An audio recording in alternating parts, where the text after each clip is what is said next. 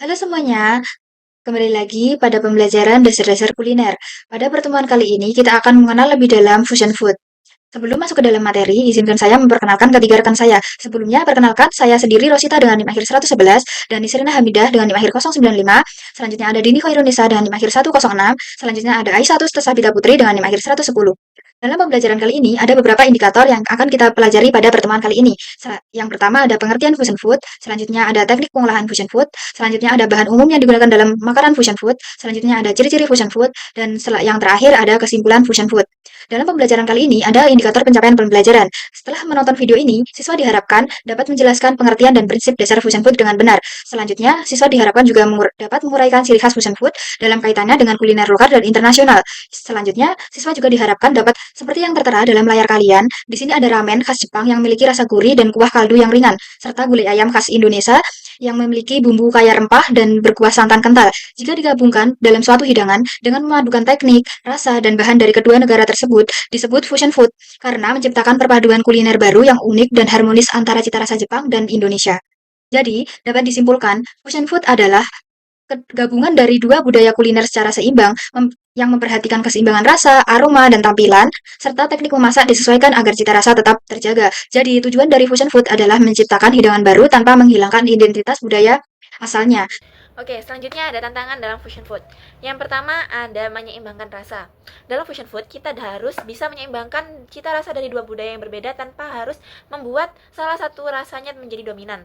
Nah, contohnya seperti gulai ramen, di mana rasa rempah khas Indonesia berpadu dengan gurih kuah ramen dari Jepang, ini tidak boleh menjadi salah satu rasa yang lebih dominan. Nah, keduanya harus seimbang agar rasanya menjadi lebih harmonis. Yang kedua ada tidak menghilangkan karakteristik dari kedua budaya. Artinya, walaupun kita menggabungkan dua resep menjadi satu, identitas asli dari masing-masing budaya harus tetap terlihat. Jangan sampai masakan tersebut kehilangan ciri khas yang membuat dari masakan itu menjadi istimewa. Jadi, kita harus tetap membuat dua resep itu menjadi satu makanan yang memiliki ciri khas masing-masing tetapi berpadu dengan rasa yang harmonis. Yang ketiga ada estetika dalam plating, sehingga tetap dapat terlihat kedua identitas dari budayanya. Tampilan hidangan juga perlu diperhatikan unsur dari dua budaya tersebut. Misalnya penggunaan mangkuk dari Jepang dan menggunakan garnish dari rempah Indonesia. Ini bisa menjadi cara menarik untuk menunjukkan identitas dari kedua budaya tersebut yang kita gabungkan menjadi satu. Oke, selanjutnya yang keempat ada memadukan teknik memasak yang sesuai dari kedua negara. Nah, setiap negara memiliki ciri khas teknik memasak sendiri, seperti grill ala barat dan teknik tumis seperti di Asia. Nah, menggabungkan teknik memasak ini memerlukan keahlian khusus agar tekstur dan rasa tetap pas dan tidak berubah. Nah, contohnya seperti pada taco sate ayam Ponorogo, di mana sate ayam dimasak ala Indonesia dan dihidangkan menggunakan teknik taco dari Meksiko. Nah, yang terakhir yang kelima ada menggabungkan semua bahan dari kedua negara tersebut. Nah, dari semua bahan itu, tidak semua bahan cocok untuk dipadukan. Jadi, seorang chef harus kreatif dalam memilih bahan agar bisa saling melengkapi tanpa harus mengurangi atau menutupi rasa dari masakan atau rempah bahan aslinya. Selanjutnya ada ciri khas dan nilai budaya. Dari nilai budaya ini dan ciri khas fusion food terletak pada perpaduan rasa, kreativitas, dan makna sosial yang ada di balik dari setiap hidangan. Ia bukan sekedar tentang makanan, tetapi juga tentang cerita, identitas, dan harmoni dari antar budaya. Melalui fusion food, kita belajar bahwa kuliner ini dapat menjadi jembatan antar bangsa yang mempersatukan tradisi lama dan inovasi masa kini tanpa kehilangan akar budayanya ya. Oke, selanjutnya ada studi kasus. Nah, dalam studi kasus ini kita memberikan contoh yakni adalah gulai ramen yang menjadikan dua budaya dari Indonesia dan dari Jepang. Untuk dari Indonesia sendiri kita menggunakan kuah gulai, santan, dan rempah. Dan dari Jepang kita menggunakan teknik penyajian dan topping. Nah, dalam menciptakan rasa yang kaya, creamy, dan beraroma kuat, namun tetap mempertahankan presentasi elegan khas Jepang. Dan tantangan dalam membuat karya fusion food ini adalah bagaimana cara menjaga keseimbangan rasa dan tekstur agar kuah gulai tidak terlalu berat dan tetap cocok untuk dimakan dengan mie ramen. Selanjutnya, saya akan menjelaskan tentang ciri-ciri fusion food. Yang pertama adalah sub-region fusion.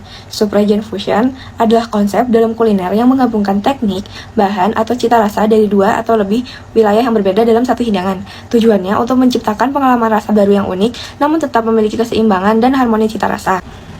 Contohnya adalah salmon teriyaki gratin, yakni percampuran antara bumbu Asia dengan teknik masakan Eropa. Lalu yang kedua ada regional fusion. Regional fusion adalah konsep kuliner yang memadukan hidangan tradisional dari suatu daerah dengan bahan, bumbu, atau sentuhan khas dari budaya lain. Fokusnya bukan pada teknik memasak seperti subregional sebelumnya, tetapi pada penggabungan identitas rasa antar budaya melalui bahan dan cita rasa. Salah satu contoh regional fusion adalah taco dengan isian sate ayam, makanan Meksiko yang dikombinasikan dengan rasa khas Indonesia. Selanjutnya yang ketiga ada continental fusion. Continental fusion adalah konsep kuliner yang menggabungkan unsur dari dua benua atau wilayah besar yang berbeda, namun dengan menjaga teknik masakan tradisional dari salah satu budaya.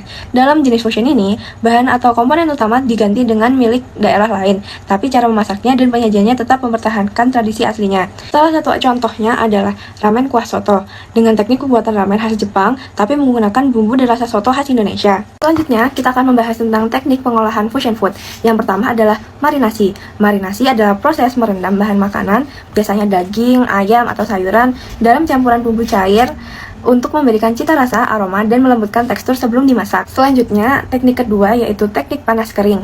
Teknik panas kering adalah metode memasak tidak menggunakan air atau cairan sebagai media penghantar panas, melainkan langsung menggunakan panas dari udara, minyak, atau alat-alat masak, seperti oven, grill, atau wajan. Selanjutnya, teknik panas basah. Teknik panas basah adalah metode dengan menggunakan air, kaldu, atau uap air sebagai penghantar panas.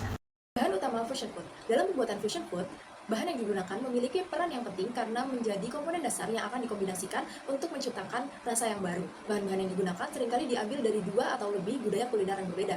Untuk pengelompokan bahan utama, yang pertama ada protein seperti ayam, sapi, kambing, domba, babi atau ikan, dan juga seafood seperti kepiting, udang, dan cumi. Bahan-bahan ini menjadi bahan utama dalam hidangan fusion food. Untuk contohnya ada stik rendang atau sushi burger. Yang kedua ada karbohidrat seperti nasi, pasta, tortilla, roti, ataupun kentang. Bahan-bahan ini berguna sebagai bahan dasar pada hidangan seperti taco sate ayam ataupun pizza rendang. Lalu yang ketiga ada sayuran.